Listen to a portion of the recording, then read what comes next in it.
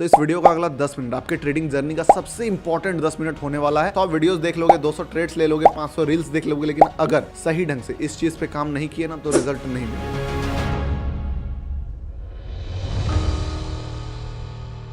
ये वीडियो असलियत में मैं अपने जीओटी मेंबर्स के लिए बना रहा था, बट शूट करते करते मुझे रियलाइज होने लगा ये चीज आपके लिए भी उतना ही काम आने वाला है जितना उनके लिए। बस स्टार्ट करना होगा कुछ बेसिक चीजों से ताकि आप भी इस चीज से रिलेट कर सको। तो सबसे पहले एक चीज इमेजिन करो, जब आपने ट्रेडिंग सीखा था कहीं ना कहीं से तो पता चला होगा आपको ट्रेडिंग के बारे में। कोई रील देखा, किसी का वीडियोस देखे, कोई फ्रेंड का प्रॉफिट का स्क्रीनशॉट देखा, जहां से भी पता चला आपने क्या देखा कि एक ट्रेड में एक बंदा इतना पैसा कमा ले रहा है जितना आउटसाइड के किसी काम में लोगों को महीनों सालों लग जाते हैं कमाने में। अब थोड़ा और डीप इमेजिनेशन करो, जिस दिन आपको ट्रेडिंग के बारे में पता चला उसके एक हफ्ते, 2 हफ्ते, 1 महीना, 2 महीना तक आपका माइंडसेट कैसा था। मैं बताता हूं कैसा फीलिंग होगा कि जो चार्ट है ना, लोगों को देखते होगे आप चार्ट पे कुछ करते करते आपको फील होता होगा कि ये चार्ट किसी तरह समझ में आ जाता ना, फाड़ के रख देता, अंधा पैसा कमाता। उसके बाद एक ट्रेडर निकल जाता है chart pattern, price action, indicators, candlestick, ये सारे चीजों पे अपना पूरा फोकस देने। लेकिन ना ही उस ट्रेडर को ये पता होता और कोई बताने वाला भी नहीं है कि जितना ज्यादा chart pattern, indicator, candlestick, price action सारी चीजें इंपॉर्टेंट है ना, उससे 5x ज्यादा आपका माइंडसेट, आपका साइकोलॉजी, इमोशंस कंट्रोल करने का स्किल एंड सबसे ज्यादा इंपॉर्टेंट डिसिप्लिन, सब कुछ उससे 5x ज्यादा इंपॉर्टेंट है। लेकिन ट्रेडर अपना पूरा फोकस कहां दिया है? टेक्निकल्स पे। देखो, सबसे पहली बात तो ये चीज मत सोचना कि मैं आपको साइकोलॉजी को प्रमोट कर रहा हूं, टेक्निकल्स का मैं दुश्मन हूं। टेक्निकल एनालिसिस पे एक्स्ट्रा ऑर्डिनरी कमांड हासिल करने के बाद ये बातें मैं बोल रहा हूं। 1:30,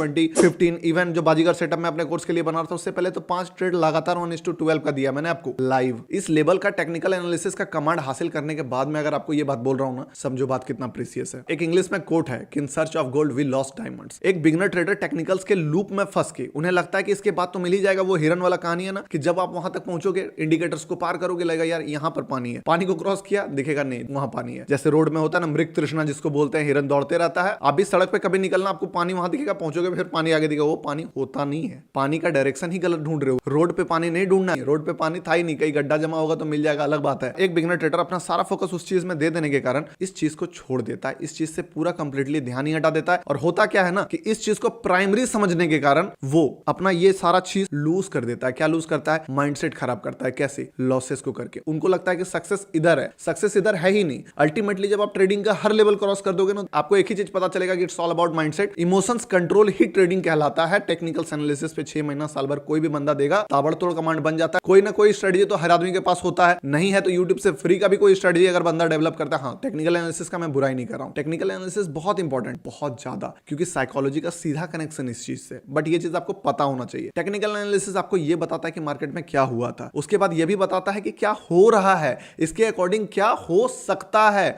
और आप कहां पे एंट्री करोगे, रिस्क कम होगा, कहां पे आपका रिवॉर्ड ज्यादा होगा और कहां पे प्रोबेबिलिटी आपके फेवर में है। टेक्निकल एनालिसिस का काम है पूरे मैथ को आपके फेवर में लाना। जो ट्रेडिंग का मैथ है, ट्रेडिंग का क्या मैथ है? बिना मैथ का कोई ट्रेडिंग करता है? मैथ क्या जोड़ घटा गुना भागा? नहीं। मैथ का मतलब है कि अगर आप लॉन्ग रन देखोगे, आज का प्रॉफिट कल का लॉस से कोई ट्रेडर नहीं बनता है। बट अगर लॉन्ग टर्म में देखेंगे, 100 ट्रेड लिए, 200 ट्रेड लिए, तो मैथ्स आपके फेवर में लाने के लिए टेक्निकल एनालिसिस बहुत इंपॉर्टेंट है। बिना इसके मैथ आपके फेवर में आएगा ही नहीं। लेकिन एक बारी जब आपको दिख गया है कि मैथ आपके फेवर में है, स्ट्रेटजी मिल गया है, वो भी तगड़ा धांसू, उसके बाद आपको क्या करना होगा ना कि अपना फोकस 30-20% चलो टेक्निकल्स पे दिया, 50% 60% अपने माइंडसेट पे देना। कैसे दोगे? आप बोलोगे माइंडसेट के लिए हम लोग क्या कर सकते हैं? मेडिटेशन करें, एक्सरसाइज करें। अरे ये तो आउटसाइड हुआ ना। इंटरनली आप क्या कर सकते हो? तो ये तो देखो, तो आप एक्सटर्नल कर रहे हो। इंटरनली क्या कर सकते हो? आप इनपुट को बदलोगे। सबसे पहले जब आपको पता चल गया कि आप राइट डायरेक्शन में हो, सही चीज कर रहे हो, स्ट्रेटजी अच्छा है, आपका स्ट्रेटजी काम करता है ना। बहुत सारे लोगों का मेरे पास मैसेज यही आता है, मेरा स्ट्रेटजी काम करता है बट फिर भी लॉस हो जाता है। मेरा स्ट्रेटजी का इतना बढ़िया रिस्क रिवॉर्ड है, फिर भी लॉस होता है। होता इसलिए है क्योंकि आप सारा का सारा फोकस टेक्निकल एनालिसिस पे ही कर रहे हो। और ज्यादा टेक्निकल एनालिसिस करने का प्रॉब्लम यही होता है कि आप ओवर एनालिसिस करोगे। क्या करोगे? कितना टेक्निकल एनालिसिस सीखोगे? ज्यादा सीखोगे। मेरा प्रॉब्लम बताया ना मैंने, क्या प्रॉब्लम है मेरा? मैं बहुत बड़ा ट्रेंड इंट्राडे में 1 मिनट कैंडल पे क्यों नहीं राइट कर पाता हूं? क्योंकि एक्स्ट्रा ऑर्डिनरी टेक्निकल स्किल होने के कारण मुझे हर जगह पे, आप कभी लाइव में ज्वाइन करना, दिखने लगता है कि यहां पर हर्डल है, यहां पे रिवर्सल है। आपको मैं बताता हूं, जब भी मैं अगर मान लो कॉल भी खरीदा हूं तो मैं आपको पुट का सारा एंट्री बता देता हूं। पता है क्यों? क्योंकि वो दिखता है मुझे। मैं कैसे बोल दूं कि मैं, अगर मान लो मुझे पता है मैंने 200 में बाय किया है, 210 पे एक रेसिस्टेंट पॉइंट है, जाएगा वो 250, लेकिन 220 पे रुकेगा, 225 पे टाइम पास करेगा, 230 से वापस से 210 गिर जाएगा। ये एनालिसिस ज्यादा करने से क्या दिक्कत है, आप स्कैल्पर बन जाओगे। हाँ, स्विंग ट्रेडिंग में अलग बात है, स्टॉक्स में होल्ड करना कोई बड़ा बात नहीं है, बट ऑप्शन में जहां मुझे पता है कि एक्टिवली ट्रेड हो रहा है, इसको आप एज एन एडवांटेज भी देख सकते हो। मैं बोल सकता हूं कि हाँ ये एडवांटेज है, क्योंकि स्कैल्पिंग का बहुत बढ़िया एंट्री मिलता है, बट इसको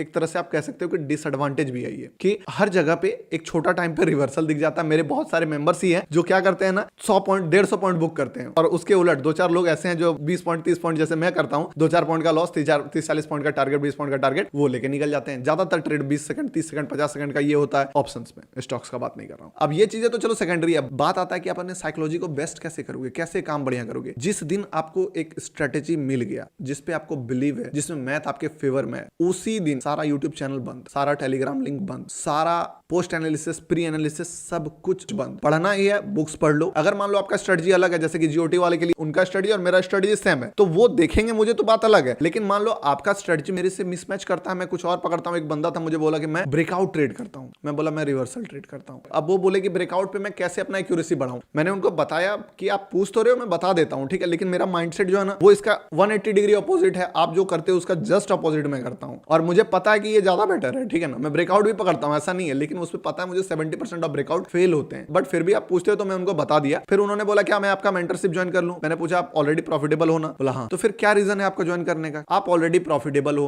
हमसे ऑलरेडी 180 डिग्री अपोजिट ट्रेड करते हो, तो अपना माइंडसेट खराब ही करोगे ना मेरे साथ आके। उसी टाइप से अगर आपका स्ट्रेटजी काम करता है, किसी यूट्यूबर को मत देखो, इंक्लूडिंग मी, अपना एनालिसिस करो, अपना जर्नल बनाओ। जिस ट्रेड में रियल ट्रेड करते हो वो तो ठीक है, जिसमें पेपर भी ट्रेड करते हो ना, पेपर ट्रेडिंग, उस पे भी जर्नल बनाओ, सारा चीज को एनालाइज करो। बाहर के किसी भी यूट्यूबर से खुद को कंपैरिजन मत करो। मैं हमेशा आपको दिखाता हूं कि मैं हमेशा ऑर्डर बुक शेयर करता हूं, जिसमें टाइम दिखता है, बाइंग प्राइस दिखता है, तो आप ढूंढ सकते हो कि यार क्या देख के गौतम ने लिया होगा। कभी भी मैं आपको पोजीशंस नहीं दिखाता हूं, ये प्रॉफिट चल रहा है, ये लॉस चल रहा है, क्यों? पता है, साइकोलॉजी आपका खराब होगा, मेरा तो ठीक है, मैं तो ट्रेडर बन गया ना। आपको क्या देखना चाहिए ना, वो मुझे पता है, ठीक है। तो मैं यही बोलूंगा कि अभी टेक्निकल्स के दौड़ में दौड़ते रहना जिंदगी भर, कोई ट्रेडर बनने वाला वाहवाही वाला काम नहीं है। अभी अगर आप टेक्निकल्स नहीं भी जानते हो ना, अगर माइंडसेट पे फोकस नहीं किया, साइकोलॉजी स्ट्रॉन्ग करने के पीछे काम नहीं किया, तो एक दिन टेक्निकल्स के कारण लॉसेस इतना बढ़ जाएगा कि आप टेक्निकल्स पे तो एक्स्ट्रा ऑर्डिनरी कमांड बिठा लोगे, लेकिन लॉसेस इतना बढ़ जाएगा ना कि आपका साइकोलॉजी हो जाएगा कचड़ा, और उस टाइम कोई टेक्निकल्स आपका काम नहीं आने वाला। एक टेक्निकल्स का काम आपको बेस्ट एंट्री दिलाना होता है, लेकिन आप उस ट्रेड में कितना कमाओगे या कितना गवाओगे वो डिपेंड करता है आपके माइंडसेट पे, आपके साइकोलॉजी पे, आपके इमोशंस कंट्रोल की एबिलिटी पे। तो लास्ट में मैं अपने मेंबर्स को यही बोलना चाहता हूं कि आपको जो चीज का नीड था, इससे बढ़िया कुछ हो नहीं सकता, ये आपको भी पता है, ठीक है। तो इस चीज पे फोकस करना स्टार्ट करो। मुझे पता है कि बहुत सारे लोग बहुत सही परफॉर्म करते हैं, क्योंकि लाइव में मैं देख रहा हूं सबके मैसेजेस। बाकी इस वीडियो में मैंने जो पॉइंट्स बोला है ना, उस चीज के हिसाब से अपने माइंडसेट पे फोकस करो, ताकि वही एनालिसिस से एक दिन